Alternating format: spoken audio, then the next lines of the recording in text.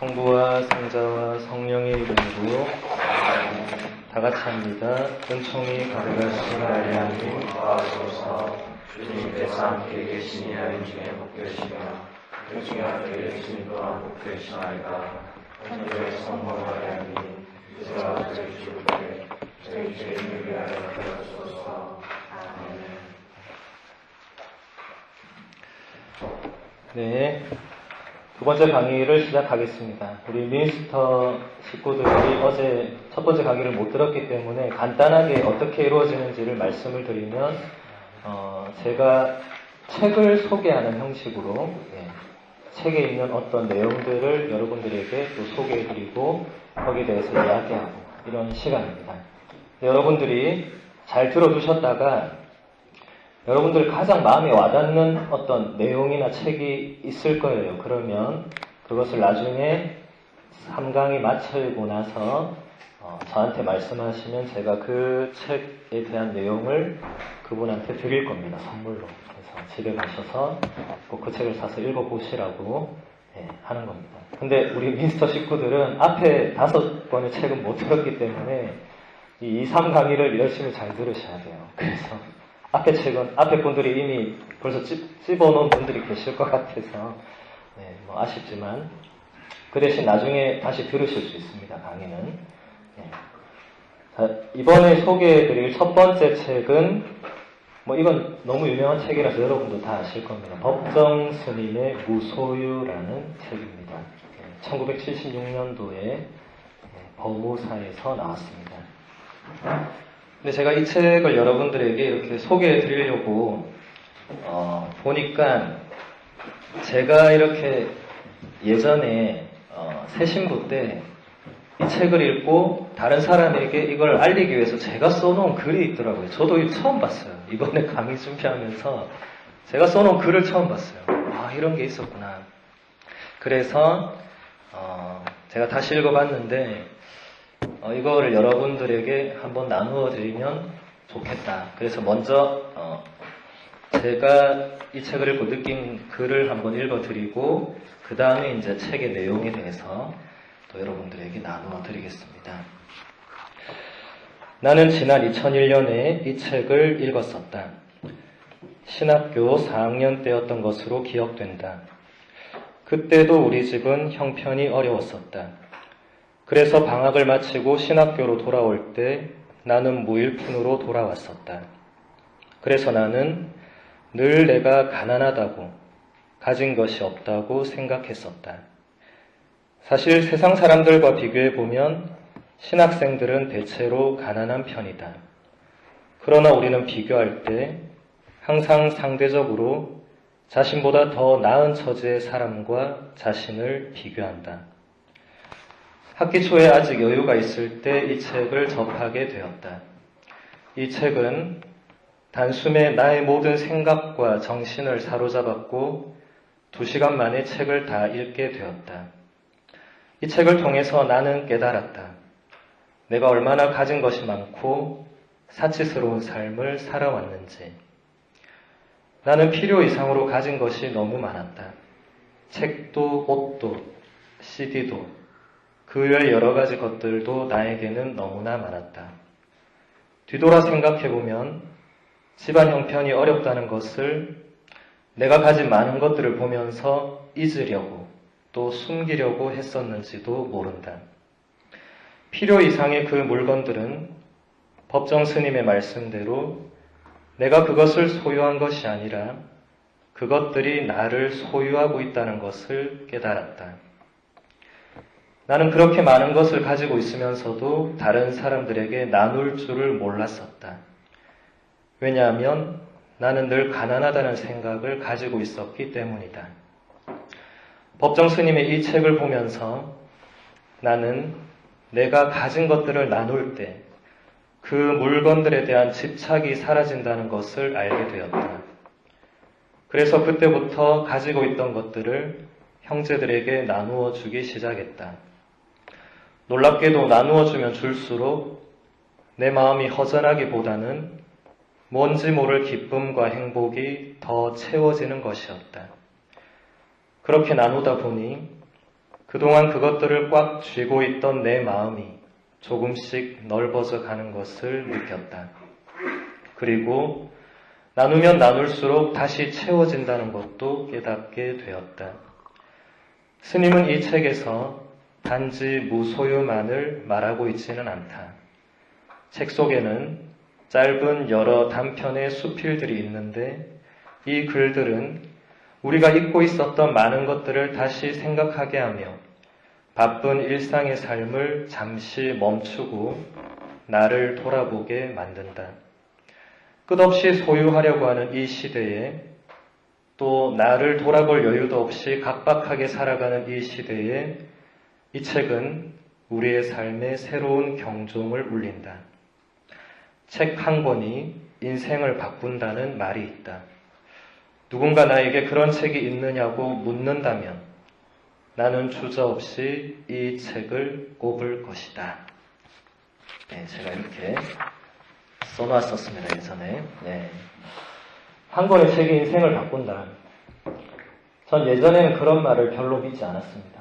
사람이 책 안에 더 바뀌나, 사람이? 이런 생각 많이 했는데, 이 무소유란 책은 처음으로 저의 그런 생각도 확 바꾸게 해주고, 저라는 존재 자체를, 제가 다 이렇게 표현을 못했지만, 그 짧은 글 속에 다 표현할 수는 없죠. 하지만, 제 삶과 생각과 모든 게 그 뒤부터 확 바뀌었어요. 그래서 저는 그 뒤로 사람들을 만나면 꼭 한번 물어봅니다. 당신의 인생에 가장 당신에게 그 책 한 권, 당신이 가장 아끼는 혹은 당신이 정말 내 인생의 책 한 권을 꼽는 책이 있는지를 꼭 물어보고 있으면 저는 그 책을 반드시 삽니다. 왜냐하면 그 책이 그 사람의 인생에 뭔가 엄청난 영향을 줬다면 나한테도 뭔가를 줄 것이다. 근데 그렇게 해서 읽은 책은 실패한 적이 한 번도 없어요. 사람들은 나름 다 각자 인생의 책 한 권을 대부분은 다 가지고 있더라고요. 그것도 나중에 알게 되었습니다. 제가 이 책을 읽고 그런 경험을 하고 나서 사람들한테 물어보니까 다 나는 이 책은 정말 내 인생의 책이라고 생각한다. 그거 읽으면 정말 저도 거기서 또 많은 걸 배우고 제가 어제 소개한 것 또 나중에 소개할 것 중에 그렇게 해서 알게 된 책들도 상당히 많습니다. 그래서 우리가 제가 어제부터 계속 이렇게 책을 강조하는 이유는 책만큼 훌륭한 스승이 없다. 왜 그러냐면 어제 말씀드린 대로 책은 우리가 죽을 때까지 옆에 있을 수 있기 때문에 아무리 훌륭한 스승도 우리가 평생을 그분 옆에서 살 수 없습니다. 하지만 책은 내가 갖다 버리지 않는 이상 언제나 내 옆에 있어서 펼치면 또 뭔가를 배울 수 있는 훌륭한 스승이죠. 그래서 좋은 책을 이렇게 찾아서 읽는 것이 상당히 중요합니다. 그러면 이제 책에 있는 내용의 한 부분을 함께 나누어 보겠습니다. 우리들이 필요에 의해서 물건을 갖게 되지만 때로는 그 물건 때문에 적잖이 마음이 쓰이게 된다. 그러니까 무엇인가를 갖는다는 것은 다른 한편 무엇인가에 얽매인다는 뜻이다. 필요에 따라 가졌던 것이 도리어 우리를 부자유하게 얽어맨다고 할 때 주객이 전도되어 우리는 가짐을 당하게 된다. 그러므로 많이 갖고 있다는 것은 흔히 자랑거리로 되어 있지만 그만큼 많이 얽혀 있다는 측면도 동시에 지니고 있다. 인간의 역사는 어떻게 보면 소유사처럼 느껴진다. 보다 많은 자기네 몫을 위해 끊임없이 싸우고 있다. 소유욕에는 한정도 없고 휴일도 없다. 그저 하나라도 더 많이 갖고자 하는 일념으로 출렁거리고 있다. 물건만으로는 성에 차질 않아 사람까지 소유하려 든다. 그 사람이 제 뜻대로 되지 않을 경우는 끔찍한 비극도 불사하면서 제 정신도 갖지 못한 처지에 남을 가지려 하는 것이다. 우리들의 소유관념이 때로는 우리들의 눈을 멀게 한다. 그래서 자기의 분수까지도 돌볼 새 없이 들뜬다. 그러나 우리는 언젠가 한 번은 빈손으로 돌아갈 것이다. 내 이 육신마저 버리고 홀홀히 떠나갈 것이다. 하고 많은 물량일지라도 우리를 어떻게 하지 못할 것이다. 크게 버리는 사람만이 크게 얻을 수 있다는 말이 있다. 물건으로 인해 마음을 상하고 있는 사람들에게는 한 번쯤 생각해 볼 말씀이다. 아무것도 갖지 않을 때 비로소 온 세상을 갖게 된다는 것은 무소유의 또 다른 의미이다. 내면적인 욕구가 물건과 원만한 조화를 이루고 있을 때 사람들은 느긋한 기지개를 켠다. 동시에 우리들이 겪는 어떤 성질의 고통은 이 물건으로 인해서임은 더 말할 것도 없다. 그 중에도 더욱 고통스러운 것은 물건 자체에서보다도 그것에 대한 소유관념 때문이다. 자기가 아끼던 물건을 도둑맞았거나 잃어버렸을 때 그는 괴로워한다. 소유관념이란 게 얼마나 지독한 집착인가를 비로소 체험하는 것이다. 그래서 대개의 사람들은 물건을 잃으면 마음까지 잃는 이중의 손해를 치르게 된다. 따지고 보면 본질적으로 내 소유란 있을 수 없다. 내가 태어날 때부터 가지고 온 물건이 아닌 바에야 내 것이란 없다. 어떤 인연으로 해서 내게 왔다가 그 인연이 다하면 가버린 것이다. 더 극단적으로 말한다면 나의 실체도 없는데 그 밖에 내 소유가 어디 있겠는가. 그저 한동안 내가 맡아 있을 뿐이다. 내 마음 나도 모를 때가 없지 않다. 정말 우리 마음이란 미묘하기 짝이 없다.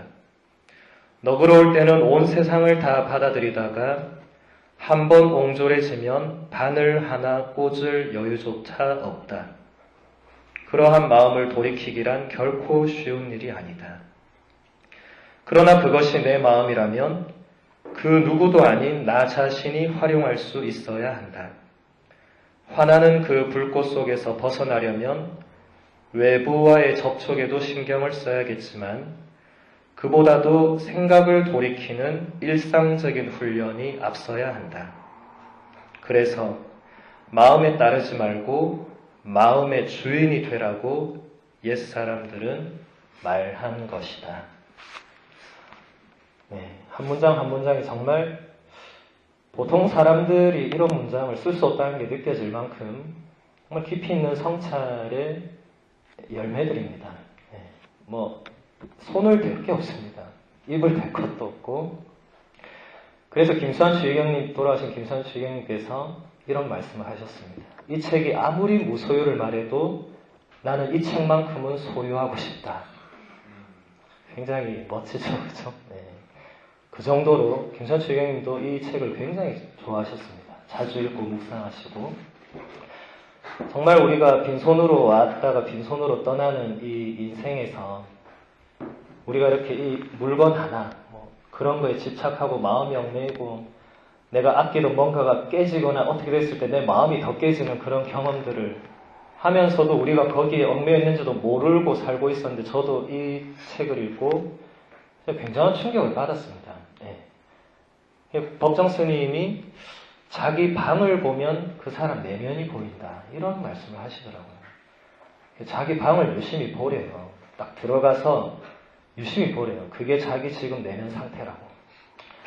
제가 진짜 책 다 읽고 밖에 나갔다가 제 방을 들어와서 방을 이렇게 평소같이 들어와서 보는 게 아니라 진짜 유심히 이렇게 방을 싹 이렇게 둘러봤더니 이게 진짜 나의 내면이구나. 네. 진짜 깨닫게 됐습니다. 그때부터 저도 다 주고 버리고 그 전까지는 장난이 아니었습니다. 지금 저의 모습은 여러분이 상상도 할 수 없을 모습이고 그때는 전혀 이렇지도 않았어요. 그래서 여러분들도 집에 가서 여러분 다 유학생 방이 다 거기지만은 그래도 집에 가서 방을 한번 이 비전 끝나고 집에 가서 방을 한번 그냥 들어가지 말고 딱 들어가서 한번 천천히 한번 싹 이렇게 보세요. 스캔을 하듯이 딱 보면 이게 지금 여러분들의 내면의 상태를 보여준다는 겁니다. 네. 그러면 뭔가 지금 내가 바뀌어야 될 부분이 어딘가 있다는 것도 보이게 되겠죠.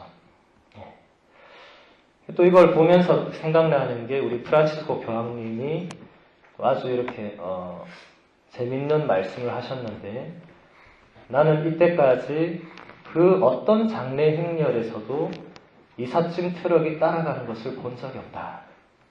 이런 말씀을 하셨어요. 이게 무슨 말이죠? 뭐 세계 최고의 갑부가 죽든 정말 가난한 어떤 사람이 죽든 장례 행렬에는 똑같다는 겁니다. 관계된 사람들이 그냥 따라가고 슬퍼하고 하는 거지, 갖고 있던 그 모든 것들은 그 사람이 가지고 갈 수 없다는 거죠. 같은 맥락이죠. 그렇죠? 정말 여러분들이 이 소유욕이라는 것에서 자유로워지는 건 상당히 어렵거든요. 대부분 그것을 인지하지 못하면 내가 얼마나 이 소유의 욕망에 사로잡혀 있는지. 이제 스님은 그걸 어디까지 보시냐면, 우리는 사람까지도 소유하려고 든다. 이것도 놀라운 성찰입니다.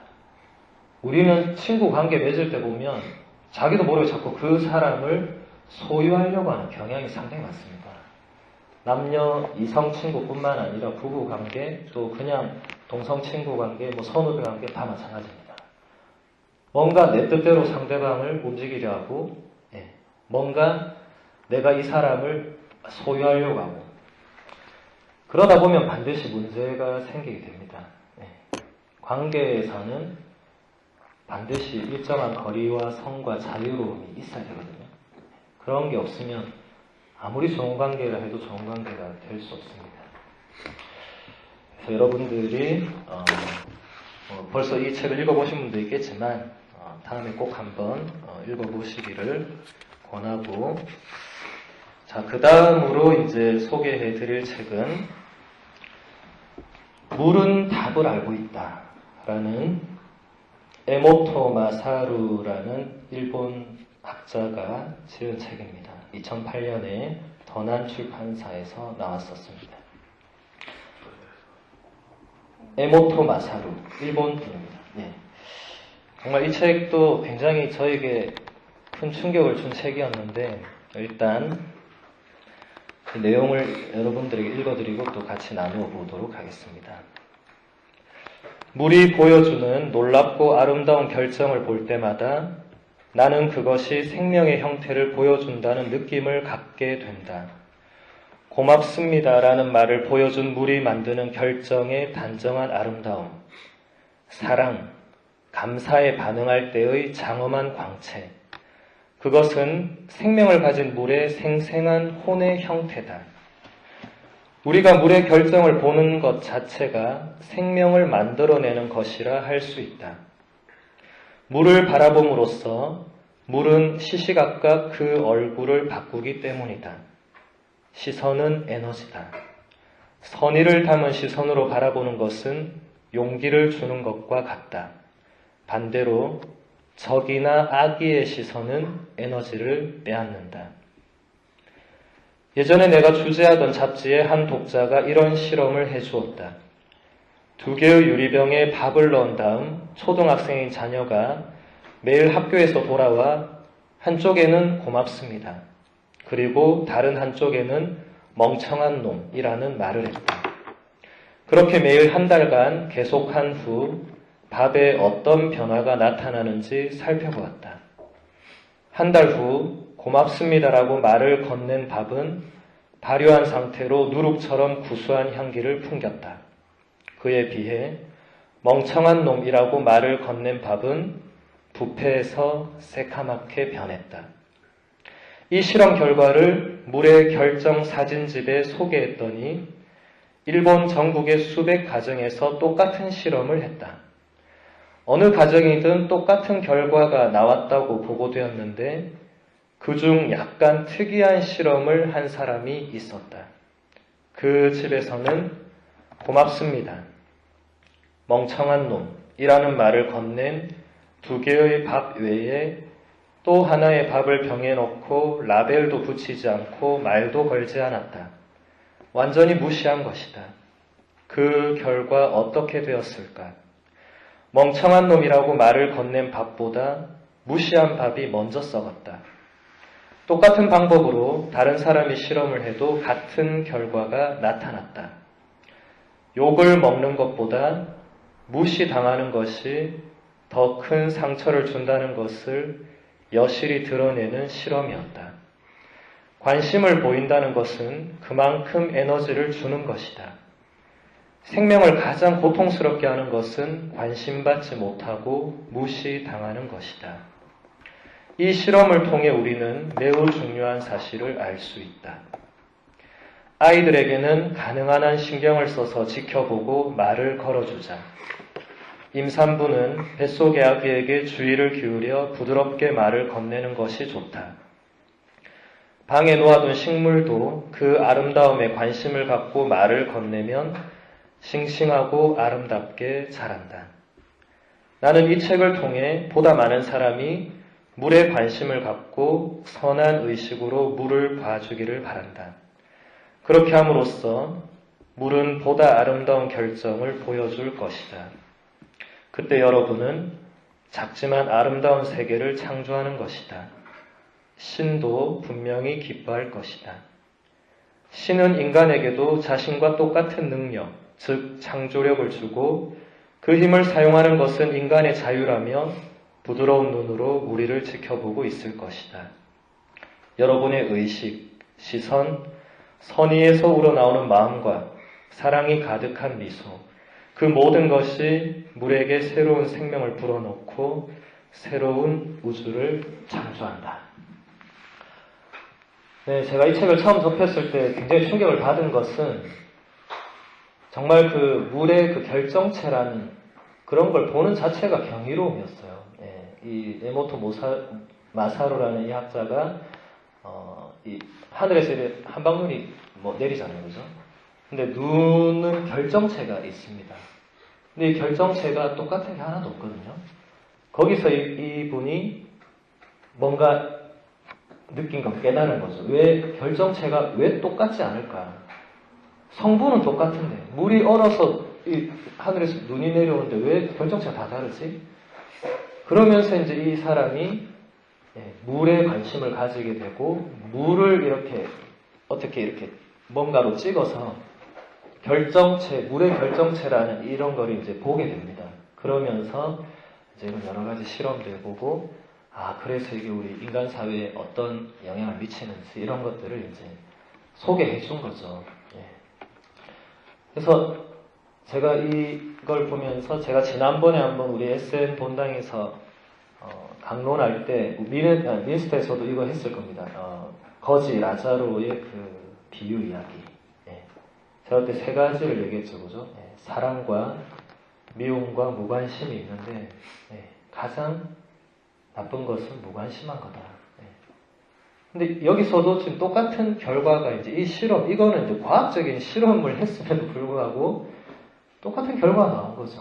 무관심이 가장 크게 생명체를 아프게 하고 그게 가장 큰 죄가 된다. 프란치스코 교황님도 그 무관심의 어떤 세속화에 대해서 얘기를 하셨죠, 그죠? 마더 데레사 성녀도 그때 제가 인용한 글에서도 수천 명의 사람들이 한 조각의 빵이 없어서 굶어 죽어가지만 사실 수만 명의 사람들이 그 작은 사랑에 작은 관심을 받지 못해서 죽어가고 있다. 정말 우리가 많은 것을 생각하게 하는 대목입니다. 정말 시선은 에너지다. 이것도 정말 놀라운 발견이죠. 우리가 사람 바라볼 때 우리 사실 그 사람 눈을 보면 대충 알거든요. 이 사람 나한테 지금 적의가 있는지 선의가 있는지 악의가 있는지 이미 눈에서 뭔가 말을 해요. 그러면 거기서 우리 뭔가 영향을 받는다는 거죠. 그래서 우리가 정말 시선을 이렇게 제가 얼굴에 대해서 제가 어제 얘기했죠, 그죠? 얼굴이 뭐죠? 우리의 내면에 있는 그 얼이 드러나는 곳입니다. 근데 그 얼굴 중에서도 가장 그게 집중해서 드러나는 곳이 눈이죠. 눈은 사실 모든 것을 표현합니다. 우리 말 안 해도 눈빛을 보면 저 사람의 지금 상태나 모든 걸 거의 알 수 있습니다. 사랑하는 사람들이 서로 마주보고 말 안 하고 이런 거 많이 보잖아요. 예. 물론 사이좋은 사람들이 서로 말 안 하고 서로 이 눈빛 그런 것도 우리 다 알지만, 예. 그래서 정말 여러분들이 이렇게 거울을 볼 때 오늘도 피부에 뭐가 났네 안 났네 이런 것만 보지 마시고 여러분의 오늘의 얼굴, 오늘 눈을 이렇게 보면서 내가 어제 또 정말 누군가에게 강력한 적을 가지고 바라봤더니 내 얼굴이 이렇게 됐구나. 네. 다시 정말 사랑이 가득한 그런 눈길로 다른 사람을 바라봐야겠다. 그런 것을 훈련하면 좋습니다. 네. 하느님의 시선을 묵상하는 것도 도움이 많이 되겠죠. 하느님이 나를 어떻게 바라보실까? 네. 그런 거를 우리가 살아가면서 틈틈이 생각하면 그것도 많은 도움이 됩니다. 네. 그래서 이 책은 이 정도로 하고 다음 책을 소개해 드리겠습니다. 네. 이제는 다시 우리 가톨릭 교회로 돌아와서 성경은 읽느니와 함께 자란다 라는 책이 있습니다. 올리베타노 베네딕토 이연학 요나 수사 신부님께서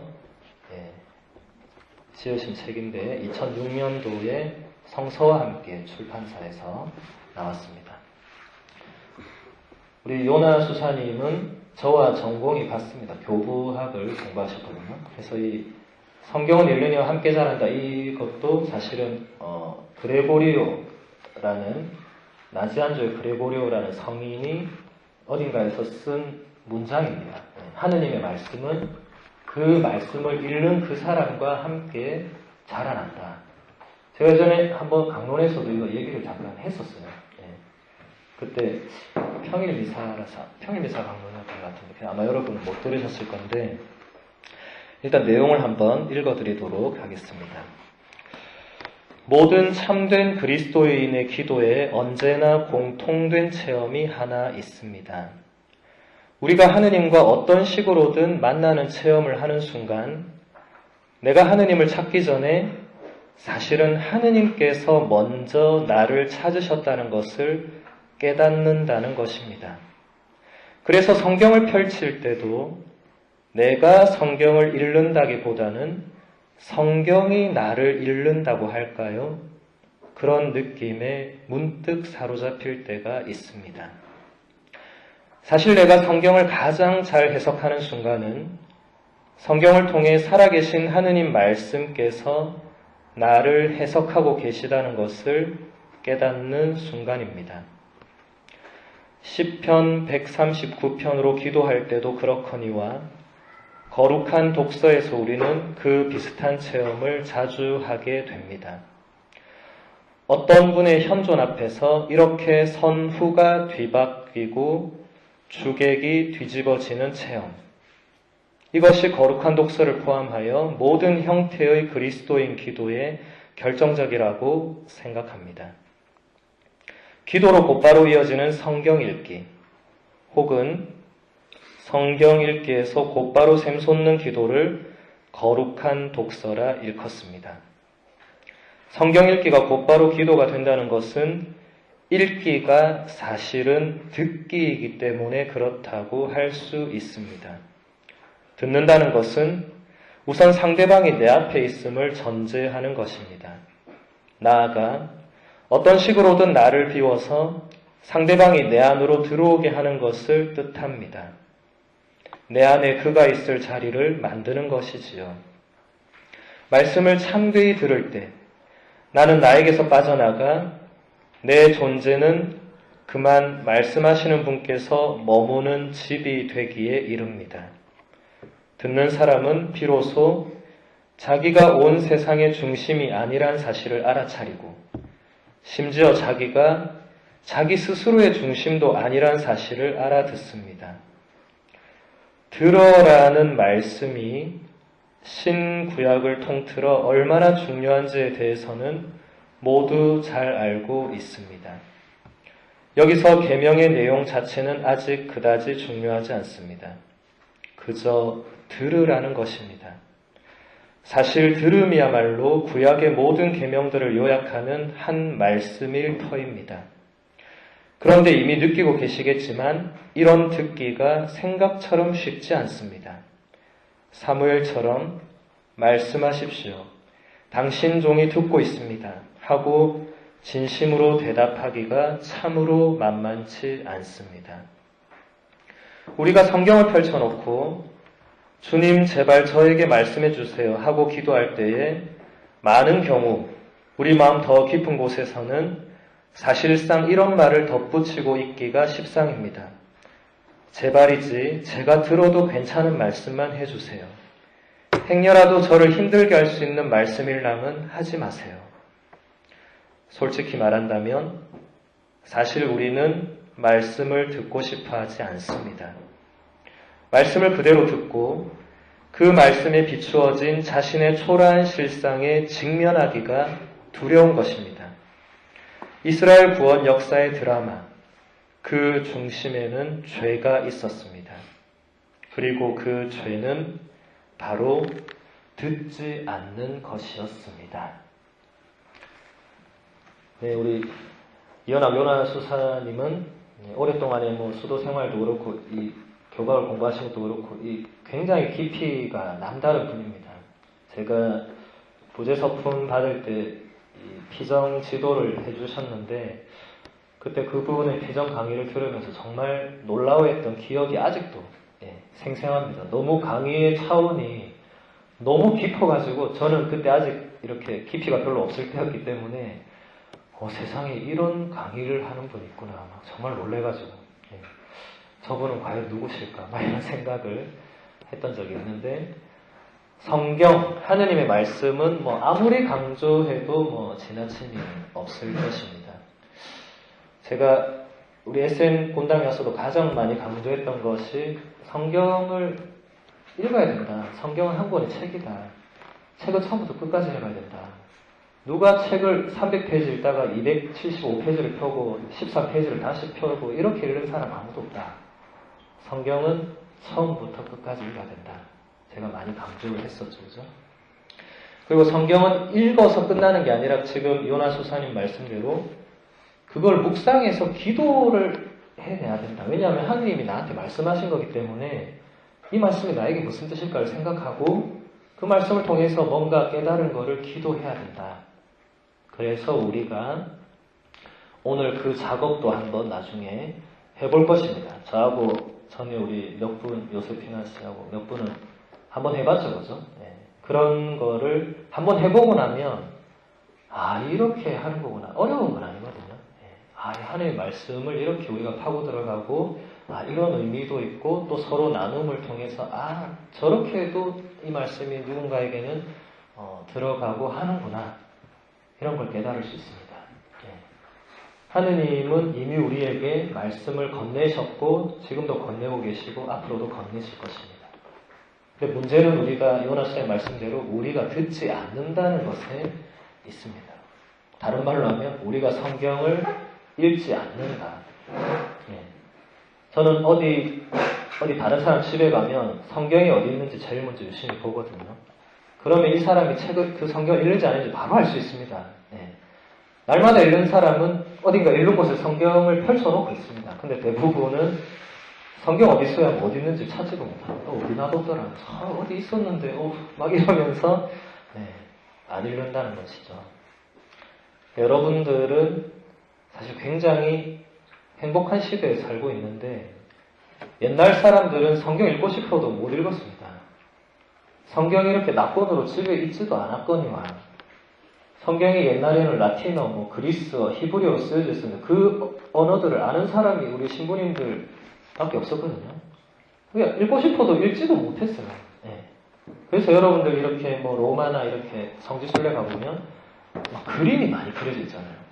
그 그림 내용이 다 뭐예요? 다 성경에 있는 그 이야기들의 그 주제를 이렇게 압축적으로 표현해 놓은 거예요. 사람들이 읽지를 못하니까 그림으로라도 이렇게 보고 성경에 무슨 내용이 있는지를 알도록 했다는 거죠.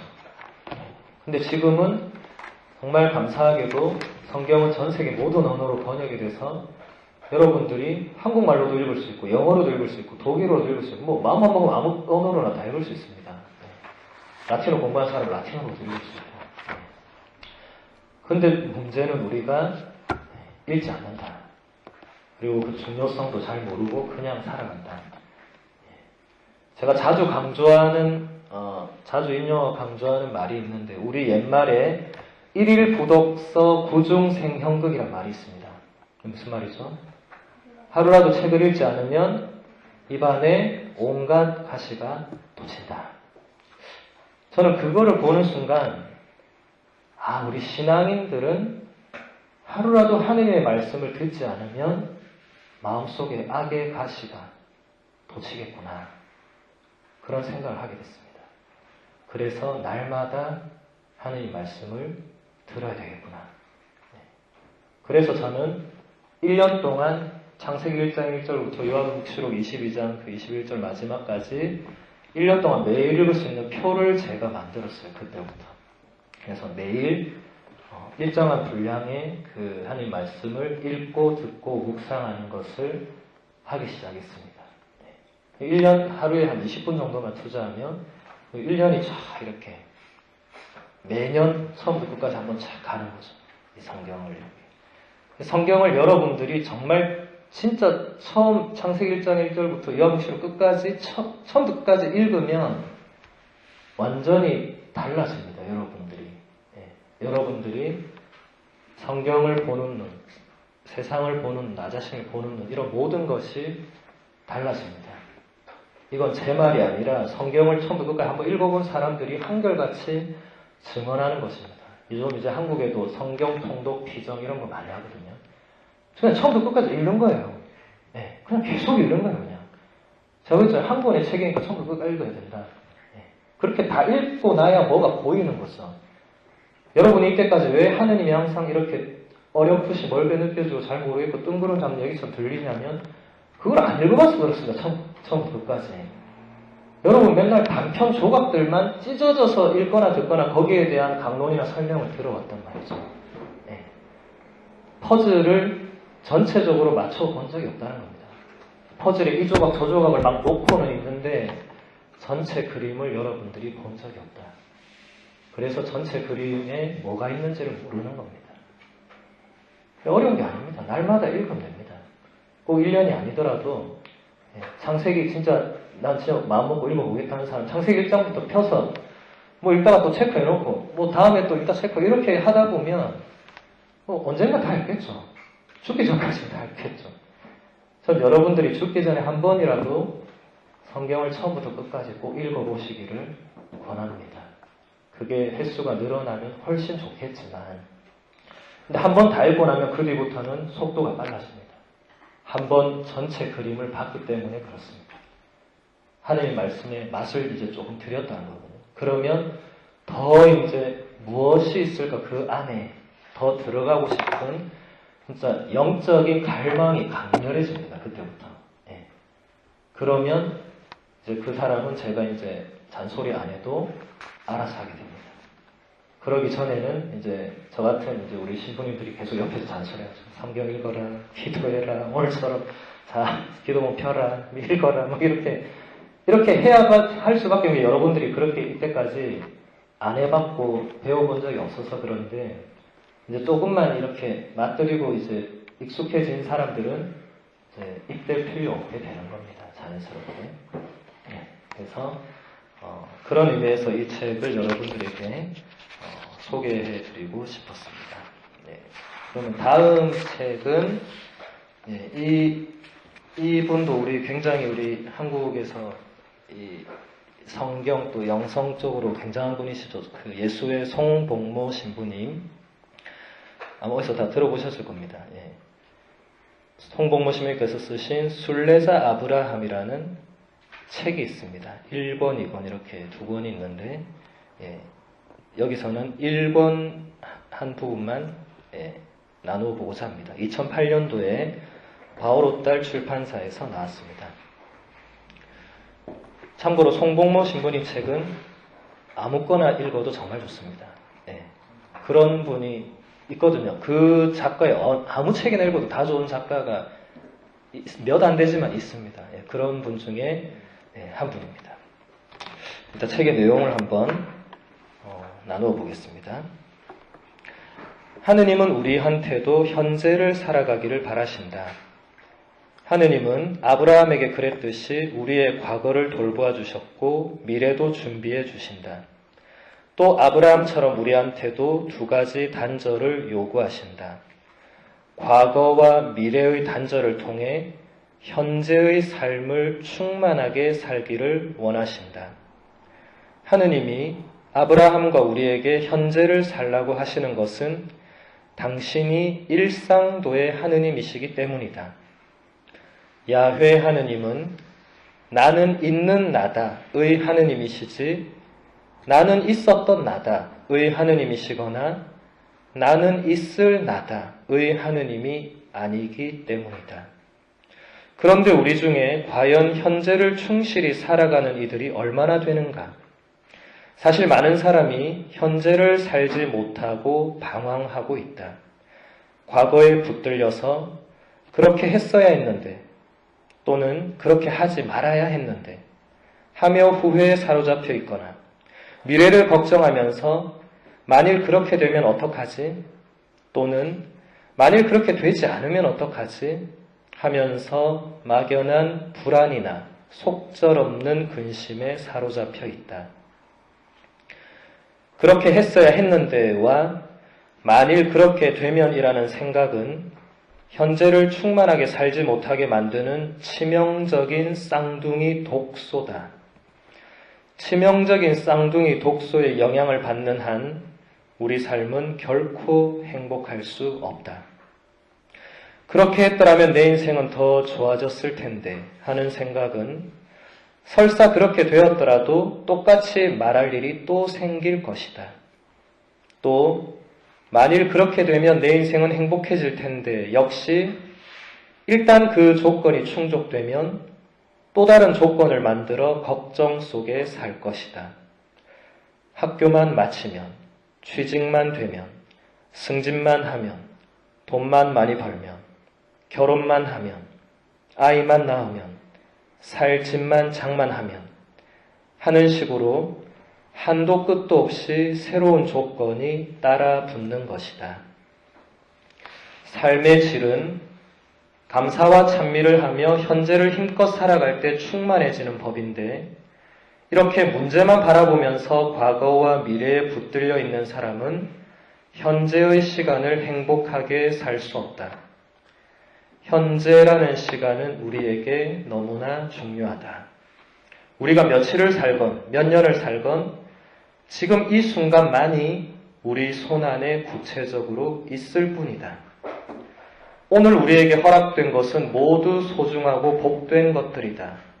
나아가 우리가 이 세상 순례를 끝내고 하느님 나라에 들어가 누리게 될 영원한 시간을 생각한다면 더욱 그렇다.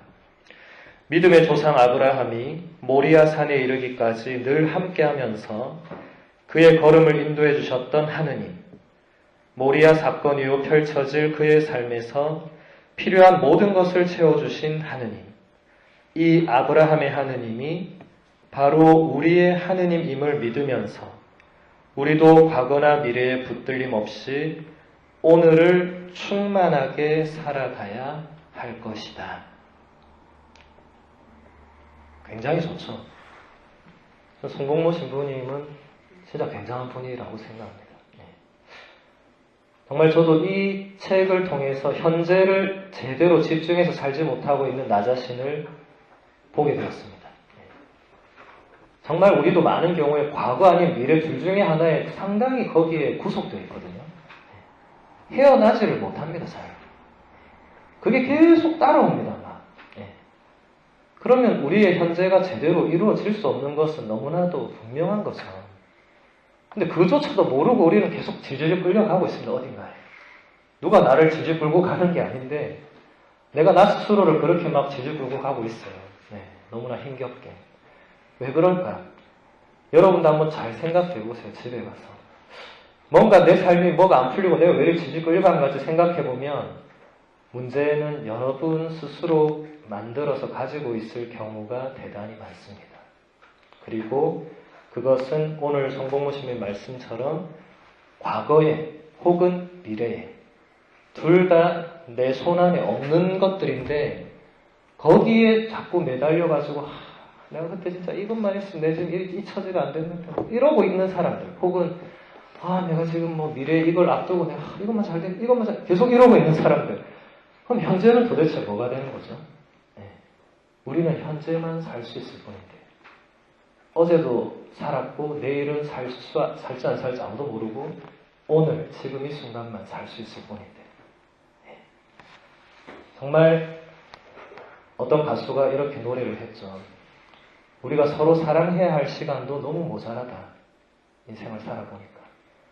근데도 우리는 엉뚱한 곳에, 엄한 데에 마음과 시간과 삶을 막 쏟아붓고 있다는 거죠. 우리가 정말 집중하고 정말 살아야 할 순간과 우리의 삶이 분명히 있을 것인데 우리는 그것을 잘 보지 못하고 놓칠 때가 많다. 그리고 그것은 하느님을 보지 않을 때 또 당연히 그런 길로 더 빠지기가 쉽다. 아브라함이 정말 그 많은 시험과 역경 다 그건 하나님께서 주신 거였거든요. 그거를 끝까지 이렇게 다 이겨내고 정말 축복의 정말 우리 믿음의 조상이 될 수 있었던 것은 정말 끝까지 하느님을 바라보고 믿었기 때문에 그렇게 된 거죠. 여러분, 하느님이 아브라함에게 얼마나 엄청난 시험을 하셨냐면 아브라함이 100살이 되던 해에 아들 이삭을 주십니다. 여러분, 100살 할아버지가 아들을 가졌으면 얼마나 기쁘겠어요. 원래는 불가능한 일인데 하느님의 은총으로 기적으로 아이를 낳은 거죠.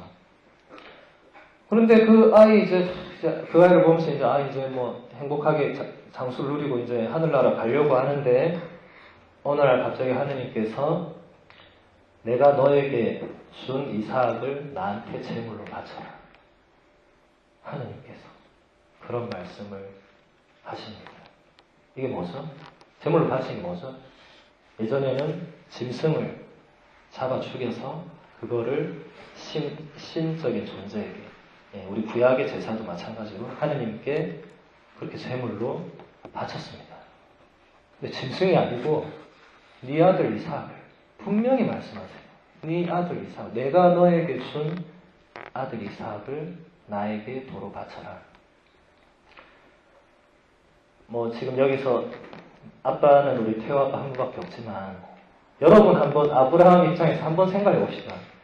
100살의 아들을 주셨어. 너무 감사해, 너무 기뻐, 정말 하나님 감사합니다. 했는데 다시 바쳐라 이랬을 때 여러분 무슨 생각 들겠어요? 진짜 너무한 거 아니야 이거?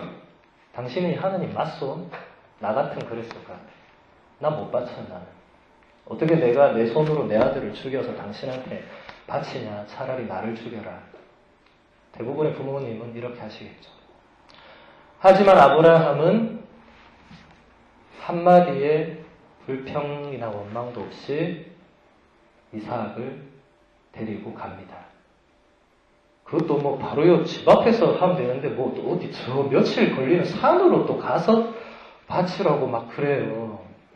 아브라함이 새벽부터 일어나서 장작을 팹니다. 근데 그 과정을 정말 송복무 신부님이 너무 이렇게 감동적으로 그리고 너무 정말 우리가 꼭 알아야 될 것들을 이 책에서 잘 써놨어요. 저도 몰랐어요, 그전에는. 그 과정을 유심히 못 봤는데 아브라함이 왜 새벽부터 장작을 폈을까? 뭐 이런 것부터 해서 그 과정을 정말 이렇게 잘 써놨습니다. 여러분, 아브라함이 그 당시에 얼마나 부자였고 힘이 셌는지 잘 모르시죠? 지금으로 치면 거의 한 나라 거의 국가 원수급 정도 될 만큼 권력과 부를 누린 사람, 하인만 해도 뭐 수만 명의 뭐 짐승 뭐 재산 엄청나게 하나님께서 축복을 다 주셨기 때문에. 그런데 본인이 새벽이나 장작을 패는 게 이 말이 돼요, 이게?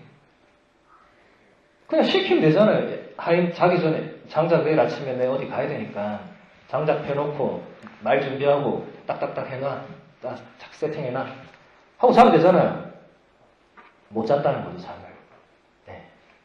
밤새 한숨도 못 자고 직접 장작을 팹니다. 저는 그 아버지의 마음이 어떠할까? 그 정말 아들을 죽일 장작을 패는 그 아버지의 마음은 도대체 무엇일까? 저는 뭐 상상을 할 수 없습니다. 그건 보통 부모님들도 아마 상상하기 어려울 것 같아요. 근데 아브라함이 이제 아들을 데리고 갑니다. 말없이 며칠을 걸어갑니다. 아들도 뭔가 느꼈겠죠. 아버지가 평소와 다르게 말도 없으니까 뭐 아들도 말을 안 하겠죠. 그냥 계속 갑니다. 근데 가다가 이제 그 장소에 다 왔어요. 아들이 묻습니다. 아버지, 제물로 바칠 짐승이 어디냐고. 아들도 이상한 거예요. 그래, 제사 지내러 가자 했는데, 분명히 어릴 때 보면 그 동물을 잡아서 이렇게 제사 바치는 걸 봤는데, 짐승을 데리고 가야 되는데, 짐승을 안 데리고 온 거예요. 네. 그 아들의 질문을 듣는 그 아버지 마음. 네. 네가 제물이다 이럴 수 있습니까? 근데 네가 제물이 맞는데. 네. 근데 그때 아브라함이 뭐라고 대답하냐면, 제물은 하느님께서 마련해 주실 것이다. 그렇게 얘기합니다. 네. 그리고 이제 장작을 다 이렇게 쌓아가지고 장작을 다 해놓고 이제 아들 이삭을 장작에 이렇게 다 줄로 묶고 이제 진짜 탁 죽이려고까지 할 때 하나님의 천사가 나타나서 손대지 못하게 딱 하죠. 그럼 하느님께서 이런 표현을 합니다. 내가 너를 시험했다고. 너의 믿음을 내가 시험해봤다. 정말 잔인하게까지 느껴지죠. 하지만 그 일련의 대목들을 보면 아브라함이니까 그런 시험을 했지 우리 같은 사람한테는 절대 그런 시험 안 하십니다. 네. 우리는 그런 시험이 오기도 전에 그냥 거절하거나 아예 아예 그런 걸 안 하시겠죠. 아브라함의 믿음이 그만큼 깊었다는 겁니다. 네. 불평, 원망, 이런 거 하나 없어요. 그냥 묵묵히. 하느님께서 나에게 주신 아들을 하느님께서 바치라니까 바쳐야 되는 거죠. 근데 이게 사실 여러분 인간적으로 됩니까, 이거? 안 됩니다, 우리는. 근데 아브라함은 그것마저도 하느님께 대한 믿음으로 이겨내요. 사실 이삭은 실제로 죽지는 않았지만 이미 아브라함의 마음속에서는 아들을 한번 죽인 거나 똑같은 거죠. 네. 아들을 그냥 내 손으로 제물로 바치려고 했기 때문에 사실은 이미 부모의 마음으로서는 어쩌면 실제 죽은 것보다 더한 마음의 어떤 뭔가 큰 고통을 받았을지도 모릅니다. 하지만 그것조차도 아브라함은 하느님을 믿었기 때문에 그렇게 했다는 것이죠.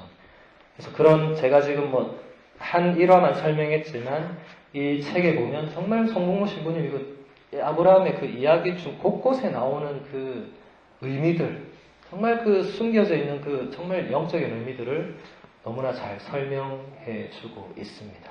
그래서 여러분들 다음에 기회 되실 때 꼭 한번 읽어보시기를 바랍니다. 네, 오늘의 마지막 책입니다. 네, 제가 전에 우리 청년회장님하고 우리 베드로 씨한테 한번 소개한 적이 있는데 예수 하버드에 오다 라는 아주 재미있는 제목의 책입니다. 하비 콕스라는 개신교 신학자가 쓴 책이고 2004년도에 문예 출판사에서 나왔습니다. 이 책은 제목 그대로 예수님이 미국 하버드 대학에 오신 이야기입니다. 궁금하죠? 예수님이 하버드대에서 뭘 했을까? 세계 최고의 지성들이 예수님에 대해서 무엇을 했을까? 일단 한번 내용을 읽어드리겠습니다. 인간으로서 우리의 사명은 다시 이야기할 가치가 있는 삶을 사는 것이다. 랍비 예수는 우리가 딴 세상이 아니라 이 세상을 유심히 보기를 원했던 것이 분명하다. 우리가 하느님의 현존을 발견하는 것은 지금 여기, 온통 우리 주변에 있는 가장 일상적인 일들에서다. 유대인들은 여러 세기 동안 비극적인 일을 극복하기 위해서 그들의 성경으로 돌아가는 일에 익숙했는데 이것이 바로 예수가 한 것이었다. 그는 그의 삶에서 가장 밑바닥에 처했다. 이 지점에서 그는 최악의 상태로 떨어진 인간의 운명을 공유하고 있었다. 그는 친구의 배신, 사람들이 보는 데서 조롱당하는 것, 엄청난 육체적 고통, 자기의 사명을 완수하지 못했다는 생각, 희롱, 죽음 등으로만 고통을 받은 것이 아니라 그가 가장 필요로 하는 그 순간 하느님이 그를 버렸다고 하는 그 무서운 느낌 때문에 더욱 괴로워했다. 대부분의 사람들, 심지어 건전한 신자들이라도 때로는 하느님이 그들을 잊으시거나 무시하시는 것이 아닌가 하는 느낌을 갖기 때문에 예수도 이와 똑같은 심정을 가졌다는 사실을 아는 것은 그들에게 힘과 든든함이 될 수 있다. 사실 하느님이 어떻게 현존하시는가를 보여주는 것이 바로 십자가에서 그리스도를 버리신 그 사건 자체라는 것이다. 그는 멸시받고 버려진 바 된 세상 사람들, 무시되고 도외시되고 굴욕받을 숙명을 지닌 사람들과 함께 고통당하시고 씨름하시면서 현존하고 계신다. 그러므로 탈종교적 그리스도인의 사명은 초월적 구원을 위해 애쓰는 것이 아니라 세상에서 고통당하시는 하느님의 고통에 즐겁게 동참하는 것, 그리고 하느님 자신만이 완성할 수 있는 창조의 회복을 위해 힘쓰는 것이어야만 한다. 예수가 어떻게 죽었는가는 매우 중요하다. 성경 구절에 보면 그는 단순히 죽었다고 하는 대신에 십자가에 못 박혔다고 했다. 이 두 가지에는 차이가 있다. 죽은 사람을 다시 살리는 것은 반드시 죽을 운명에 대한 반격이라 할 수 있을 것이다.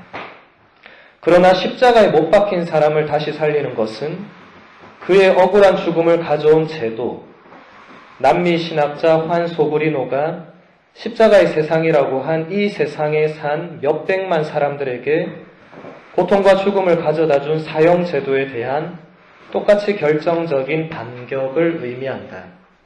부활 이야기는 생명이 죽음을 이긴다는 것만이 아니라 하느님의 샬롬이 잔인함과 욕심스러움과 포악함을 이긴다는 그 최후의 승리를 가리키는 것이다. 친구란 우리의 허물에도 불구하고 우리를 사랑하고 받아주며 우리와 함께하기를 즐기며 가장 어려울 때 우리의 편이 되어주는 사람이다. 20세기의 가장 뛰어난 신학자 칼바르트는 그의 여러 권짜리 신학을 한마디로 요약하라면 하느님은 우리를 위하여 서이시다라 할 수 있다고 했다. 디트리 본 회퍼는 예수를 단순히 남을 위한 존재라고 정의했다. 나는 이 학자들의 생각이 옳다고 생각한다. 예수의 전체 기별의 요체는 하느님께서 가장 훌륭한 친구처럼 우리 모든 인간들과 특히 달리 친구가 없는 사람들과 끝까지 함께 하시기로 선택하셨다는 것이다. 네. 이 책은 이제 하버드 대학교에서 실제로 이 하비 콕스 교수가 학생들을 강의를 하면서, 근데 강의 내용은 전부 나자렛 예수에 관한, 강의 제목도 나자렛 예수. 그것도 이 20세기 말에. 그래서 대단히 그 당시에 하버드에서 센세이션을 불러일으켰던 강의였습니다. 요전에는 뭐 마이클 샌델의 뭐 정의란 무엇인가 이런 게 막 한 번씩 꼭 그런 인물들이 나타나서 세계적인 지성들에게 충격을 주는 것 같아요. 이때는 예수, 그냥 종교, 신앙 이런 영역인 줄 알았는데 하버드대에서 이게 강의를 하는데 이게 통하더라, 학생들에게. 그래서 그 강의한 내용을 이분이 책으로 이렇게 정리해서 낸 것입니다. 상당히 흥미있고, 그 세계 최고의 대학생들이, 지성을 가진 엘리트들이 어떻게 예수 이야기를 접하고 그것을 가지고 고민하고 묵상하고 세상을 바라보고 해석하고 했는지를 정말 볼 수 있게 해주는 책입니다. 그래서 제목이 예수하고 되오다이고, 정말 여기서 중요한 것은 정말 우리 이 삶은 모두가 하나의 스토리입니다. 스토리. 네. 하나의 이야기입니다. 우리의 삶, 나 자신의 삶, 너의 삶, 우리 함께하는 삶도 다 이야기입니다. 이야기. 네. 결국 이야기가 어떤 사건과 역사의 본질입니다. 네. 성경이 쓰이기 전에 이야기가 먼저 있었습니다. 성경은 상당히 늦게 쓰이거든요. 이미 어떤 사건이 있었고 사건에 대한 이야기가 있었고 그게 입으로 전해 내려와서 나중에 성경에 기록이 된 것이지, 태초부터 성경부터 다 써져 있고 그 성경 말씀대로 이렇게 사건이 이루어지고 이런 게 아닙니다. 네. 그래서 이 하비폭스는 거기에 주목을 합니다. 성경을 읽어보면 모든 사건이 있고 이야기가 있고 그 이야기를 해석하는 눈이 있고 바라보는 어떤 관찰자가 있고 그것을 말해주는 화자도 있고 듣는 청중은 이제 우리들이고, 이런 것을 여기서 많이 얘기합니다. 예수님도 마찬가지로, 여러분 복음서 읽을 때 예수님에 대한 게 전부 어떤 사건과 이야기로 되어 있습니다. 그 외에는 예수님 말씀이고 나머지는 뭐 없어요. 네. 그리고 복음서에 보면 예수님이 아침에 세수를 했다, 오늘 아침에 김치를 먹었다, 이런 얘기는 하나도 없습니다. 왜 없겠습니까? 너무 당연한 얘기는 적을 가치가 없는 겁니다. 네. 복음서를 쓰자면 요한복음서 마지막에 보면 뭐라고 해놨냐면, 정말 예수님의 모든 말씀과 행적을 책으로 기록하려면 이 세상 모든 책을 다 적어도 모자랄 거라고 써놨어요. 근데 우리에게 전해져 내려오는 건 몇 권이죠? 4권이죠. 그죠? 4권 안에 예수에 대해서 뭔가 정말 예수가 하느님의 아들이고 메시아고 구세주라는 걸 드러내는 사건과 이야기를 적어야만 되잖아요. 그러니까 예수님이 화장실 간 거 세수한 거는 당연히 빠지는 거죠. 네. 그것은 사건이 아니죠. 그것은 이야기가 아닙니다. 네. 오늘 우리가 이렇게 함께 모여 피정하는 이것은 하나의 사건이고 나중에 이야기가 됩니다. 근데 여러분이 오늘 아침에 샤워한 게 하나의 사건이 됩니까? 샤워하다 자빠지면 사건이 될 수 있지만 그냥 일상적으로 하는 거는 일상적으로 그냥 가는 겁니다. 그런 것은 우리가 그렇게 큰 의미를 부여하지 않아도 되지만, 하지만 어떤 사건이 일어날 때는 반드시 그 사건이 왜 일어나게 됐는지, 그것을 우리가 어떤 눈으로 바라보고 해석해야 되는지, 이런 것은 굉장히 중요합니다. 제가 어제도 얘기했죠. 이 피정이 그냥 이렇게 우연히 이루어진 것이 절대로 아니다. 제가 지금 이 자리에 있는 것도 절대 제 뜻도 아니고 여러분의 뜻도 아니고, 그럼 누구의 뜻입니까 이게? 그럼 하느님의 뜻이라고 밖에 저는 고백할 수 없습니다. 뭐 제가 이거를 이 피정을 정말 내가 목숨 걸고라 해야 되겠다 이런 마음을 가지고 있었던 것도 아니고, 여러분이 정말 저 장시무효 피정을 하고 싶어 이렇게 저한테 얘기한 것도 아닙니다. 뭔가 하느님의 뜻이 있고 우리는 그런 눈으로 우리에게 일어나는 사건을 바라보고 그것을 풀어내서 이야기로 만들어내는 그런 걸 할 수 있어야 됩니다. 우리도. 그럴 때 우리의 삶이 보다 더 가치 있고, 아까 맨 첫 번째 줄에 그랬잖아요. 그죠? 인간으로서 우리의 사명은 다시 이야기할 가치가 있는 삶을 사는 것이다.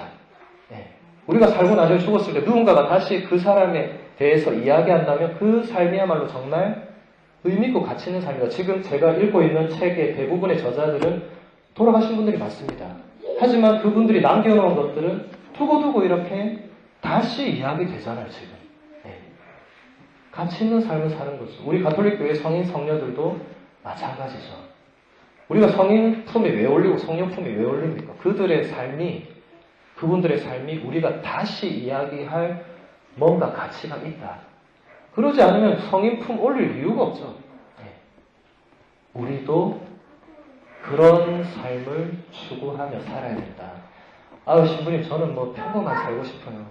평범한 사람도 다 사건이 있고 이야기가 있습니다. 세상에 사건이 없고 이야기 없는 사람은 아무도 없습니다. 하루에도 무수한 사건이 일어나죠. 그것을 볼 수 있느냐 없느냐가 중요한 겁니다. 그래서 여러분들이 이 피정을 통해서, 또 피정뿐만 아니라 앞으로도 정말 그런 눈으로 어떤 사건이 일어났을 때 오늘 나한테 재수없게 이런 게 왜 일어났어? 이렇게 하면 안 된다는 거죠. 세상 사람들은 그럴지라도 오늘 나 대박이야. 오늘 나 재수없어. 세상 사람들 이럴지라도 여러분들은 그래서는 안 된다. 어떤 사건이 일어났을 때 그 사건이 왜 일어났으며 그 사건을 통해서 하느님께서 원하시는 것은 무엇이고 나는 무엇을 정말 해야 되고 이런 것들을 볼 수 있어야 된다라는 것입니다. 네, 오늘은 어제보다 조금 길었습니다. 아무래도 책들이 이제 좀 점점 더 이제 중요한 내용들이 많다 보니까 오늘 이 강의는 여기서 마무리하고 내일 또 마지막 제3강의에서 이제 남은 5권의 책을 우리 마저 소개해 드리도록 하겠습니다. 영광송으로 마치겠습니다. 영광이 성부와 성자와